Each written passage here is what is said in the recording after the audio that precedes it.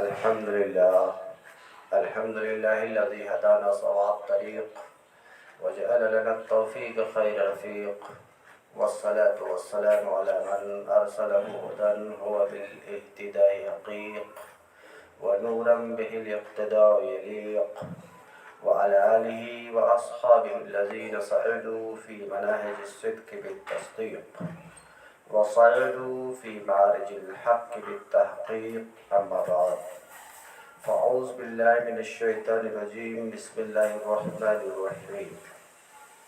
ثم فصل المصنف الأصول الأربعة فقدم الكتاب وقال: أما الكتاب فالقرآن المنزل على الرسول عليه السلام، وهذا تعريف لكل الكتاب، واللام فيه للأهل، والمعهود هو الكتاب السابق.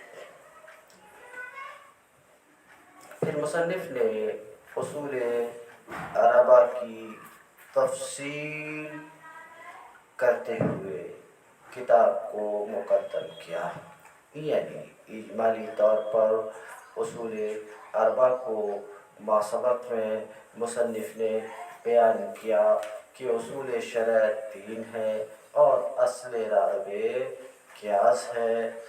3 کون؟ کتاب، سنت، اجماع امت، اور اصل رابع قیاس۔ تو اصول اربعہ کو اجمالی طور پر بیان کرنے کے بعد انہی اصول اربعہ کی تفصیل مصنف شروع کرتے ہوئے کتاب کو مقدم کیے۔ کیوں؟ اس لیے کہ کتاب کل کی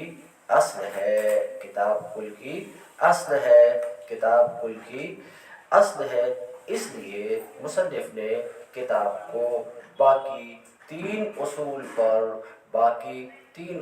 پر مقدم کیا اور کہا کہ کتاب تو وہ قرآن ہے جو رسول علیہ السلام پر نازل کیا گیا۔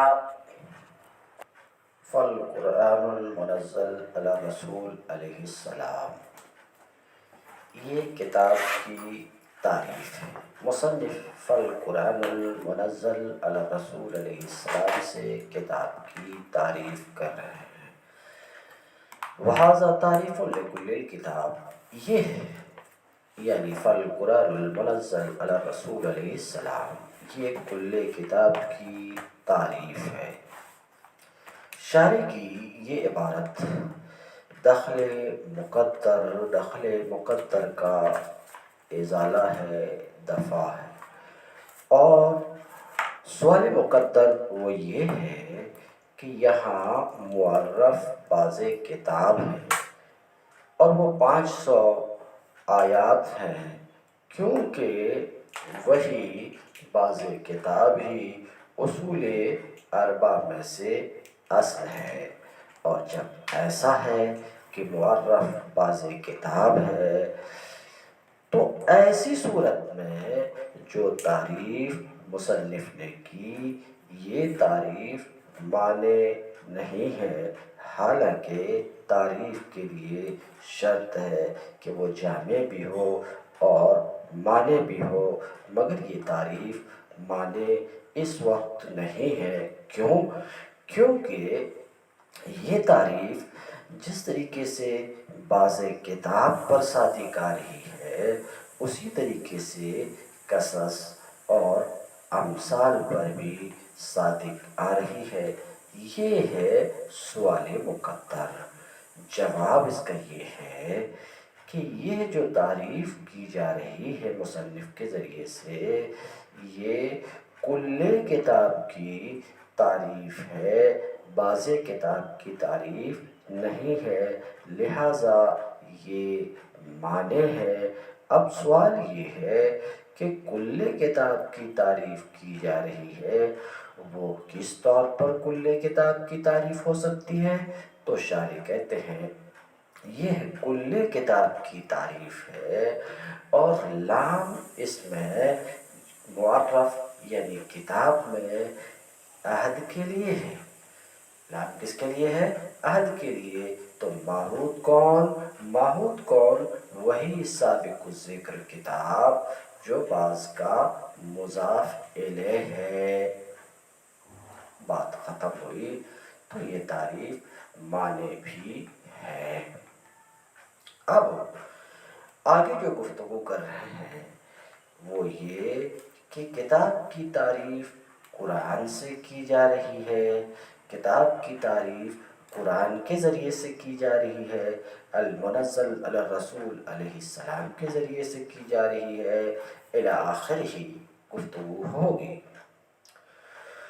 تو کتاب کی تعریف قرآن کے ذریعے سے یہ تعریف لفظی ہے یا تعریف حقیقی ہے؟ یہ ایک سوال یہاں پر. تو شارح کہتے ہیں وَالْقُرْآنُ إِنْ كَانَ عَلَمًا، اور قرآن اگر علم ہو. تعریف میں جو لفظ قرآن آیا ہے یہ قرآن اگر علم ہو، سمجھ رہے ہیں، علم ہو کما هو المشہور، جیسا کہ مشہور یہی ہے کہ قرآن علم ہے. مگر حاصل شارح کی گفتگو کا یہ کہ تعریف میں جو قرآن کا لفظ آیا ہے یا تو یہ علم ہے یا مصدر ہے. اگر علم ہو تو ایسی صورت میں کتاب کی تعریف قرآن کے ذریعے سے یہ تعریف لفظی ہوگی اور تعریف حقیقی کی ابتدا المنزل سے ہوگی. یہ گفتگو کرنا چاہ رہے ہیں. اور اگر مصدر ہو تو آگے ہم گفتگو کریں گے. تو کیا کہہ رہے ہیں؟ وَالْقُرْآنُ إِنْ كَانَ عَلَمًا، قرآن اگر علم ہے. قرآن اگر علم ہے، یہ قرآن اگر علم ہے. مگر اس پر ایک اعتراض یہ کہ قرآن اگر علم ہوتا تو غیر منصرف ہوتا. قرآن اگر علم ہوتا تو غیر منصرف ہوتا، اس لیے کہ فعلان جیسے کہ عثمان کی طرح اگر علم ہوتا تو یہ کیا ہوتا؟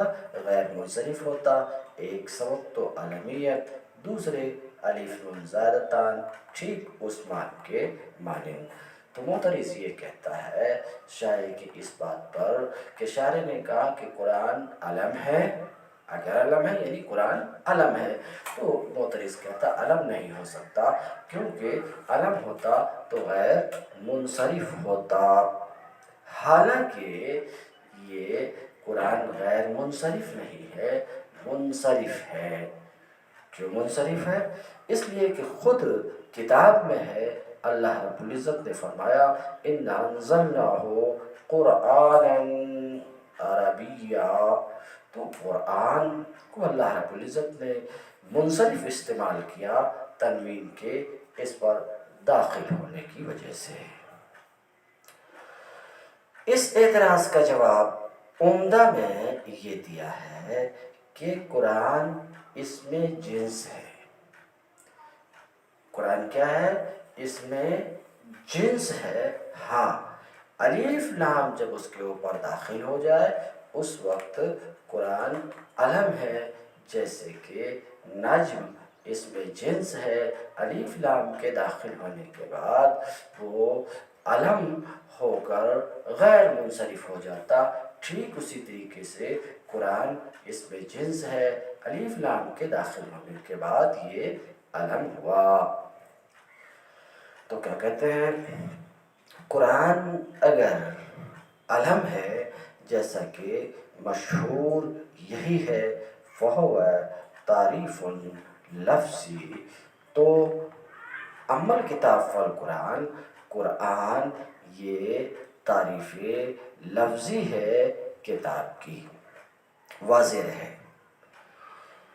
جاننا چاہیے کہ تعریف جو کسی شے کی ہوتی ہے تو تعریف یا تو صورت غیر حاصلہ کی تحصیل کے لیے ہوگی، صورت غیر حاصلہ کی تحصیل کے لیے ہوگی، مثلاً آپ کا یہ قول الانسان حیوان ناطق، حیوان ناطق یہ تعریف ہے، اور یہ صورت غیر حاصلہ کی تحصیل کے لیے ہے، تو تعریف یا تو صورت غیر حاصلہ کی تحصیل کے لیے ہوگی، یا معنی مخزونہ میں سے، معنی مخزونہ کے درمیان میں سے کسی معنی کے امتیاز کے لیے ہوگی، جیسے آپ کا قول السودانۃ نبت، نبت یہ تعریف ہے، یہ صورت غیر حاصلہ کی تحصیل کے لیے نہیں ہے، بلکہ معنی مخزونہ کے مابین میں سے ایک معنی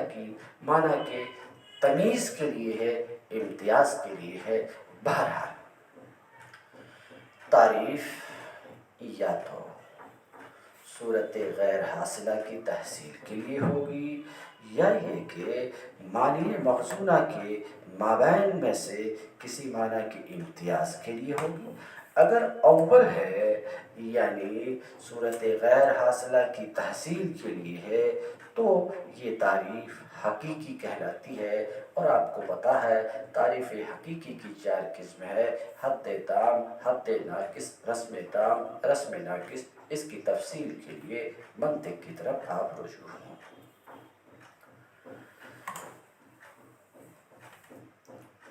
اور دوسری جو امتیاز کے لیے ہو وہ تعریف لفظی ہے، مثلا ہمارا قول السودانۃ نبت، مثلا ہمارا قول الغضنفر اسد، تو تعریف اگر صورت غیر حاصلہ کی تحصیل کے لیے تو حقیقی، معنی مخزونہ کے مابین میں سے کسی معنی کے امتیاز کے لیے ہے تو وہ تعریف لفظی ہے۔ تو کہتے ہیں کہ قرآن اگر علم ہے، جیسا کہ مشہور یہی ہے، تو ایسی صورت میں کتاب کی تعریف قرآن کے ذریعے سے، یہ کتاب کی تعریف اس سے مشہور تر لفظ کے ذریعے سے ہے، مشہور تر لفظ کے ذریعے سے ہے، ماہم کے ذریعے سے ہے، معنی مخزونہ کے مابین میں سے ایک معنی کے امتیاز کے لیے ہے، تو ظاہر سی بات ہے یہ تعریف لفظی ہے۔ وَإِبْتِدَاءُ التَّعْرِيفِ الْحَقِيقِي مِنْ قَوْلِهِ الْمُنَزَّلِ، اور تعریف حقیقی کی ابتدا مصنف کے قول المنزل سے آخر تک، المنزل سے آخر تک تعریف حقیقی کی ابتدا ہوتی، یعنی کتاب تو وہ قرآن ہے جو رسول علیہ السلام پر اتارا گیا۔ المکتوب فی المصاحف، باقی جو قیود ہیں وہ آگے آ رہے ہیں۔ تو کہتے ہیں تعریف حقیقی کی ابتدا مصنف کے قول منزل سے آخر تک ہے۔ وَإِنْ كَانَ بِمَعْنَى الْمَقْرُوءِ، تو آپ نے سنا کہ قرآن اگر علم ہے تو ایسی صورت میں کتاب کی تعریف قرآن کے ذریعے سے یہ تعریف لفظی ہے، اور تعریف حقیقی کی ابتدا مصنف کے قول المنزل سے ہوتی ہے۔ اور اگر علم نہیں ہے بلکہ یہ مصدر ہے، علم نہیں ہے بلکہ کیا ہے؟ مصدر ہے۔ قرآن علم نہیں ہے، مصدر ہے، تو اب اس پر سوال یہ ہے کہ مصدر ہے تو اس کی حروف اصلی کیا ہیں؟ حروف اصلی کیا ہیں؟ تو یا تو کاف، را، حمزہ حروف اصلی ہیں، یا کاف، را، نون حروف اصلی ہیں۔ بہرحال حروف اصلی چاہے کرعن ہو، حروف اصلی چاہے کرنن ہو، جو بھی ہو مصدر ہے۔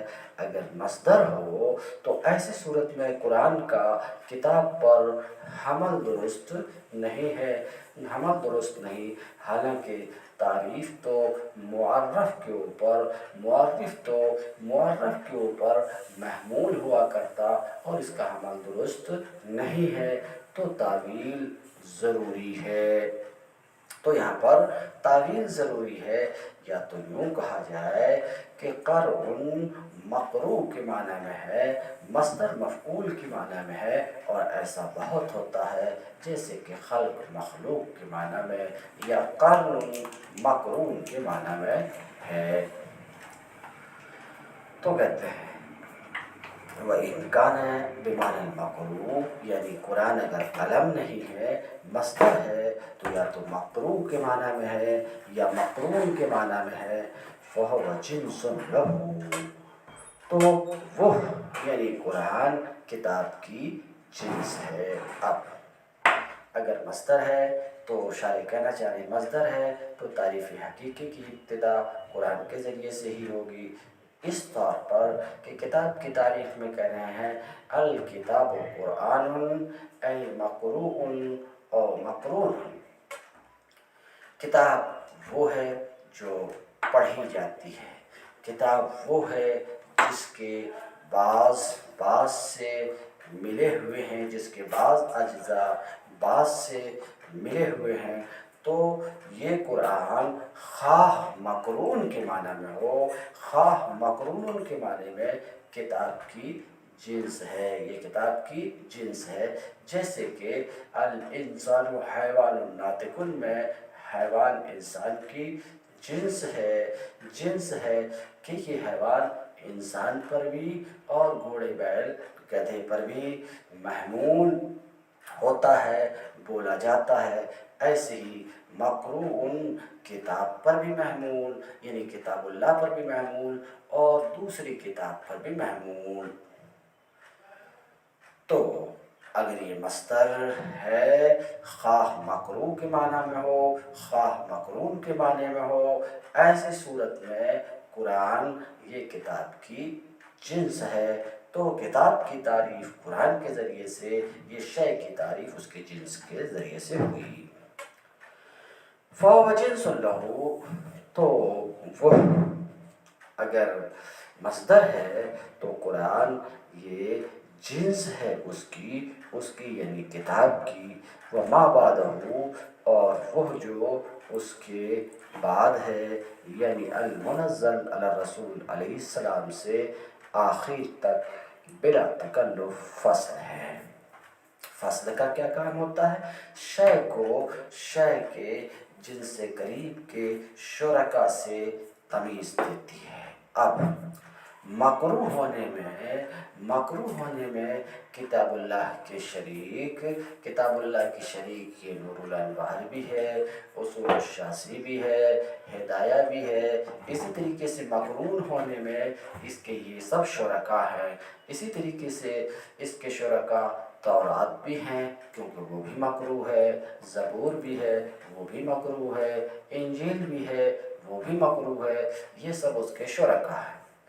مگر جب یہ قید لگی آگے المنزل علی الرسول علیہ السلام، منزل کی قید، اس قید نے کتاب کو ممتاز کر دیا، کتاب اللہ کو ممتاز کر دیا نور الانوار، اصول الشاسی، ہدایہ جیسی کتابوں سے، کیونکہ وہ منزل نہیں.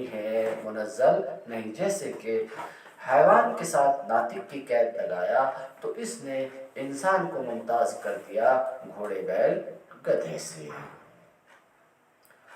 تو المنزل نے ممتاز کر دیا کتاب اللہ کو، کس سے ممتاز کر دیا؟ نور الانوار، ہدایہ، اصول الشاسی جیسی کتابوں سے، کیونکہ یہ منزل نہیں ہے. مگر اب بھی اس میں داخل رہی کون؟ تورات، زبور، انجیل، کیونکہ یہ منزل ہے.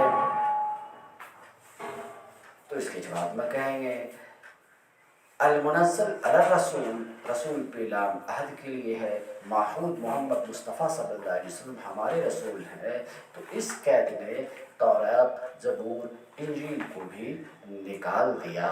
لہذا یہ المنزل علی رسول علیہ السلام یہ فصل ہے، اس کو کہتے ہیں. وما بعدہ فصل بلا تکلف، اور قرآن کے بعد میں جو ہے یعنی المنزل علی رسول علیہ السلام المکتوب الی آخرہ، یہ فصل ہے بغیر کسی تکلف کے. فالمنزل، اب یہ فصل ہے، فصل کا کام تمیز دینا ہے، یہ فصل ممیز ہوا کرتی ہے، اب اس کی ممیز ہونے کو شارح ثابت کر رہے ہیں۔ لفظ منزل کے ذریعے سے غیر آسمانی کتاب مثلا نور الانوار، اصول الشاسی، ہدایہ وغیرہ کے ذریعے سے اعتراض ہے، اور مصنف کی قول علی الرسول کے ذریعے سے اعتراض ہے۔ باقی آسمانی کتاب سے کیسے اعتراض ہے؟ کیونکہ لام جو الرسول میں عہد کے لیے ہے اور معہود ہمارے نبی کریم صلی اللہ علیہ وسلم ہے، تو باقی آسمانی کتابوں سے الرسول کے ذریعے سے اعتراض ہے، بات ختم ہوئی۔ والمنزل یجوز این یقرأ بالتخفیف، یہ جو عبارت آ رہی ہے اس عبارت کا اتنا حاصل ہے کہ تعریف میں جو لفظ منزل آیا ہے اسے دو طریقے سے پڑھا جا سکتا، منزل باب تفعیل سے اسم مفعول، اور منزل باب افعال سے اسم مفعول، یعنی اس عبارت کو یوں بھی پڑھ سکتے ہیں فالقرآن المنزل، اس عبارت کو یوں بھی پڑھ سکتے ہیں فالقرآن المنزل، یہ حاصل ہے۔ آپ کہیں گے کیا کچھ فرق ہے دونوں طرح سے پڑھے جانے میں؟ ذرا فرق ہے، وہ یہ کہ نزل ینزل تنزیل، تھوڑا تھوڑا کر کے اتارنا، اور انزل ینزل انزال، ایک بار کی اتارنا۔ شارح کا مقصد یہ ہے کہ قرآن منزل بھی ہے منزل بھی ہے، قرآن منزل بھی ہے منزل بھی ہے۔ منزل ایک بارگی اتارا گیا، ایک بارگی اتاری گئی کتاب، ایک بارگی اتارا گیا کلام، تو قرآن منزل بھی ہے اور منزل بھی ہے۔ منزل ہونا دو اعتبار سے شارح بیان کر رہے ہیں۔ نمبر ایک، چونکہ لوح محفوظ سے آسمانی دنیا کی طرف پورا قرآن ایک بارگی اترا ہے، بیں طور قرآن کی صفت منزل ہے، یعنی ایک بارگی اتارا گیا کلام بھی اس کی صفت ہے، قرآن ایسا ہے۔ ایک معنی میں اور وہ یہ کہ روایتوں میں ہے کہ ہر سال کے ماہ رمضان میں جبریل امی وہ پورا کلام لے کر نبی کریم صلی اللہ علیہ وسلم پر حاضر ہوتے تھے اور پورا کلام پیش کرتے تھے جتنا کہ اس رمضان تک اتر چکا ہوتا تھا، یہاں تک کہ اس سال جس سال آپ صلی اللہ علیہ وسلم وفات پائے اس سال کے رمضان میں پورا قرآن جبریل امی لے کر حضور کی بارگاہ میں حاضر ہوئے اور پورا قرآن ایک بارگی پیش کیے، اس طور پر بھی قرآن منزل ہے۔ اب رہا منزل ہونا تو واضح ہے کہ 23 سال کے عرصے میں مدت نبوت میں تھوڑا تھوڑا کر کے یہ ضرورتوں اور مصلحتوں کے مطابق اس کا نزول ہوتا رہا، اس طور پر قرآن منزل تو ہے ہی۔ کہتے ہیں والمنزل والمنزل، اور منزل کو تخفیف کے ساتھ بھی پڑھا جا سکتا، یعنی اسے منزل پڑھا جا سکتا، اے المنزل منزل دفعۃ واحدہ، یعنی قرآن وہ ہے جو ایک بارگی اتارا گیا۔ اس بات کی دلیل اس لیے کہ قرآن ایک بارگی لوح محفوظ سے آسمان دنیا کی طرف پہلے اتارا گیا، پھر تھوڑا تھوڑا کر کے آیت آیت کر کے مصلحتوں اور ضرورتوں کے مطابق نبی کریم صلی اللہ علیہ وسلم پر نازل ہوتا رہا۔ یا اس وجہ سے ایک وجہ ہو گئی منزل ہونے کی، دوسری وجہ اس لیے کہ نبی کریم صلی اللہ علیہ وسلم پر ایک بارگی ہر رمضان کے مہینے میں پورا قرآن جو اس وقت تک نازل ہو چکا ہوتا نازل کیا جاتا تھا بعید اور یہ منظر ہے۔